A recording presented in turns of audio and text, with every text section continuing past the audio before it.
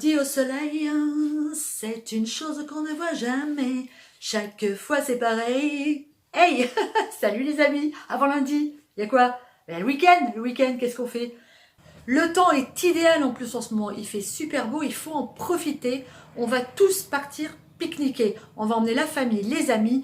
Et pour pique-niquer, on n'est pas obligé d'aller acheter un vieux paquet de chips Indus au supermarché du coin, ni du vieux jambon en tranches sous cellophane. On fait ses salades, on prépare ses conserves, on fait soi-même, c'est tellement meilleur. Aujourd'hui, je vous propose ma recette de pâté de campagne au foie de volaille. Vous allez voir que c'est hyper facile à réaliser, c'est super simple.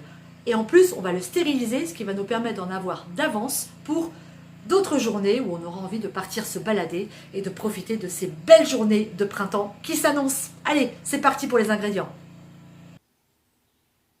Pour réaliser mon pâté, il va me falloir des foies de volaille. Alors ici, vous avez les foies que j'avais confits moi-même. Hein, on voit un peu la différence de couleur, j'ai dû en racheter.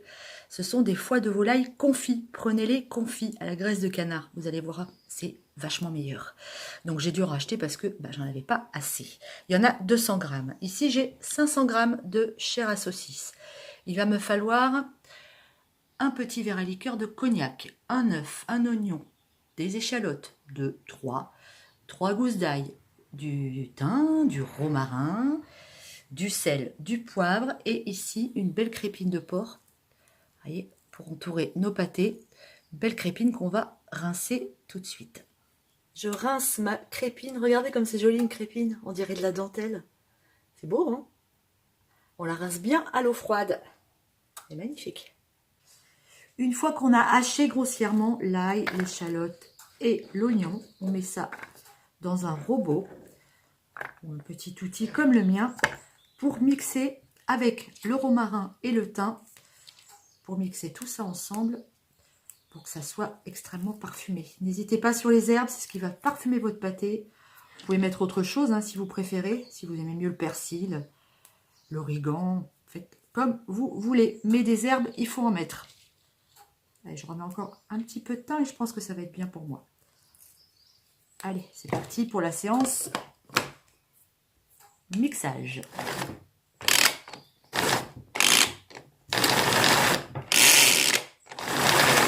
Ok, j'ai mis mon œuf dans ma chair à saucisse. Je vais mettre mes petites herbes dans ce mélange. Tout simplement, ça sent bon les herbes.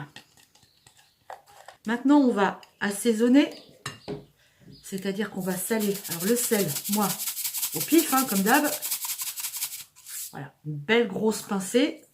On va poivrer. On lésine pas sur le poivre pour que notre pâté ait du goût.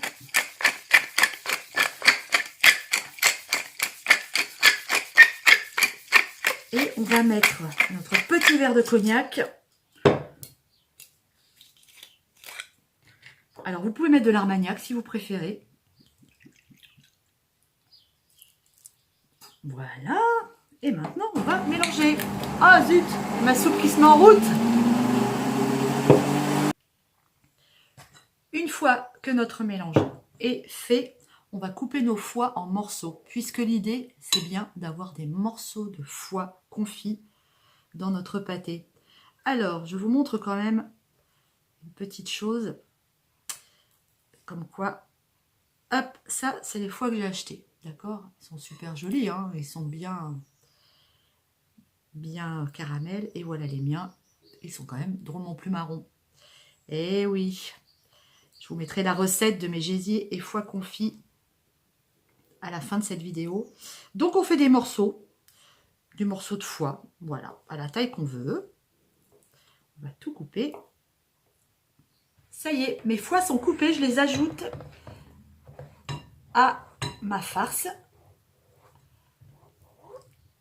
Et on va y ajouter pour apporter du gras.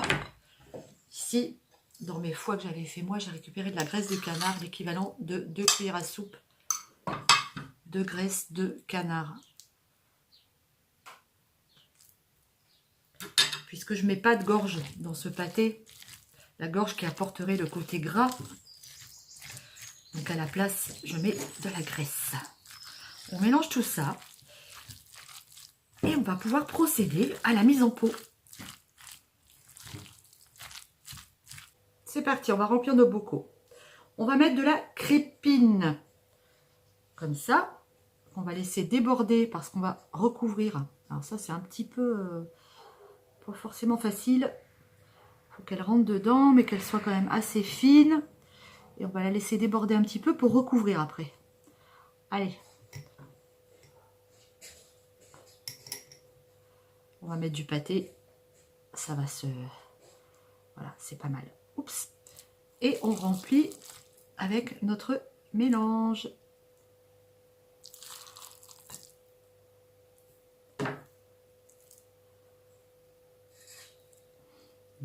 Ça sent déjà bon, hein, je vous le dis. Hein. Plus facile avec une cuillère. Alors, je tasse. Je tasse bien. Il faut bien tasser. C'est important pour la tenue du pâté après.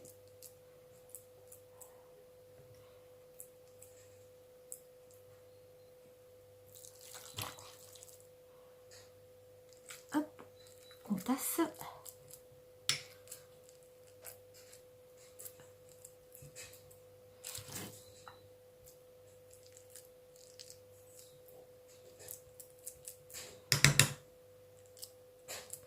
On va pas jusqu'en haut. On laisse toujours à 1 cm à peu près. C'est parfait. Ce que je vais faire, j'ai oublié de le mettre dans les ingrédients, c'est que je vais ajouter une toute petite feuille de laurier. Évidemment, elle ne veut pas venir, là voilà. Sur mon pâté. Et maintenant, je vais replier ma crépine. Comme ça. Et je vais couper tout ce qui déborde.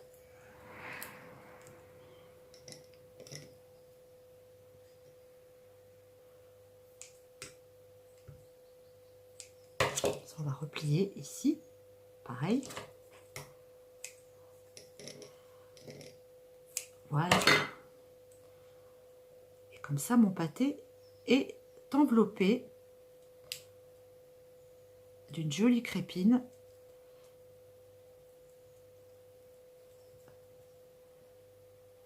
Voilà. On met le petit caoutchouc qui va bien, on ferme et on continue l'opération.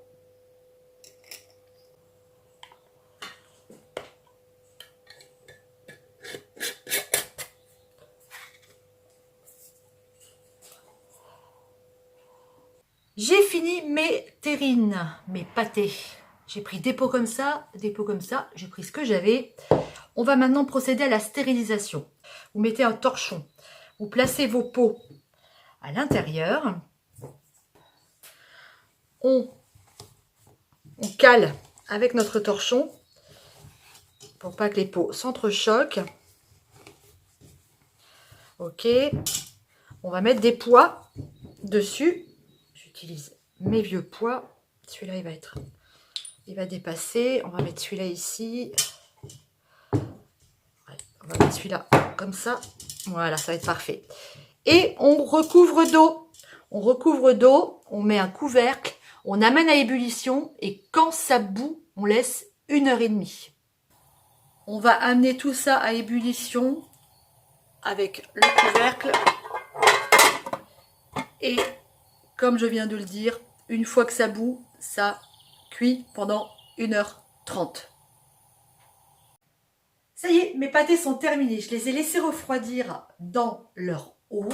Je les ai sortis hier soir. Alors ceux-là sont restés à température ambiante. Vous voyez, la graisse n'est pas figée encore. Celui-là, lui, je l'avais mis au frigo et on voit bien que toute la graisse a bien figé. Et c'est celui-là qu'on va ouvrir tout de suite. Vous les stockez dans un endroit frais si vous avez une cave ou quelque chose comme ça. Ou sinon au frigo, c'est super. On s'occupe de celui-là? Allez, c'est parti!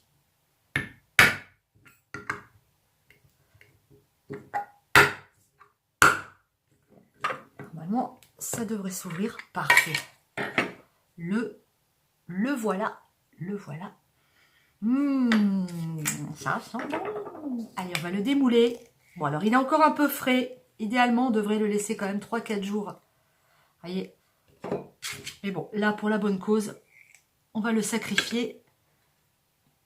Waouh, c'est magnifique. Vous voyez, la graisse n'a vraiment pas eu le temps encore de figer. C'est pas grave. Je pense que ça va être très bon quand même. Hop.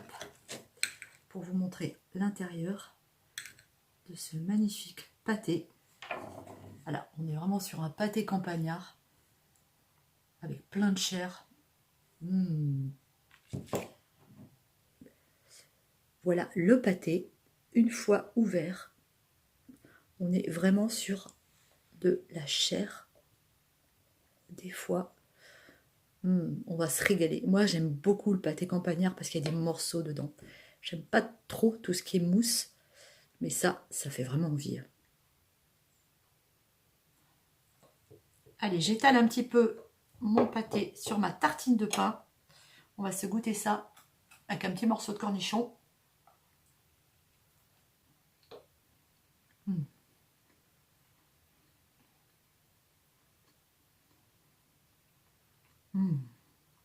C'est bon.